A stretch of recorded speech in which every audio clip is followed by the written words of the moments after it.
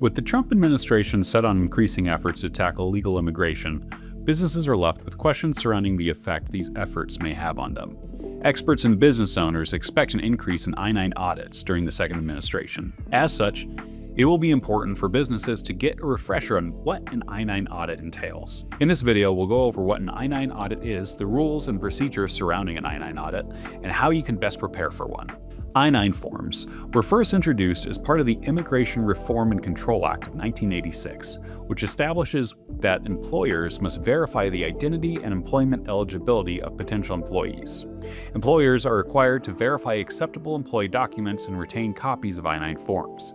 When it comes to verifying documents during the process of filling out an I-9, an employer only needs to verify that the documents appear to be genuine and relate to the person presenting them.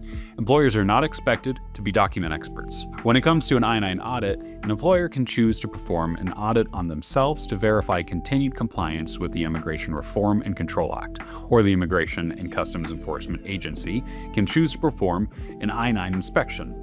Employers will receive a notice of inspection, after which employers have 3 business days to provide the requested documents in the NOI. When it comes to an I-9 inspection, the NOI will inform you of what forms you need to provide.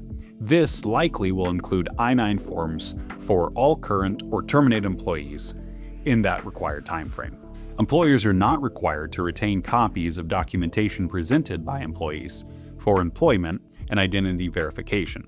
But if copies of these documents do exist, they should be included within your requested I-9s. Employers who participate in the E-Verify program and who verify documents remotely are required to retain copies of those documents with their I-9s. These copies must be retrievable and consistent with the standards outlined by the Immigration and Nationality Act. Alongside the I-9 forms, ICE may also request a list of employee names, recent payroll records, and names of independent contractors used by your business.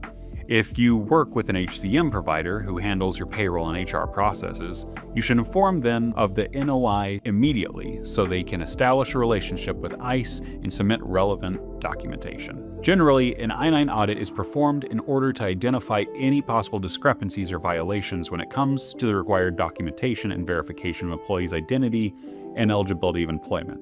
This can range from incorrectly filled out forms to document fraud or the known hiring of undocumented workers. Once all the necessary documentation is submitted, it can take up to a few months or up to a year to fully review the documents.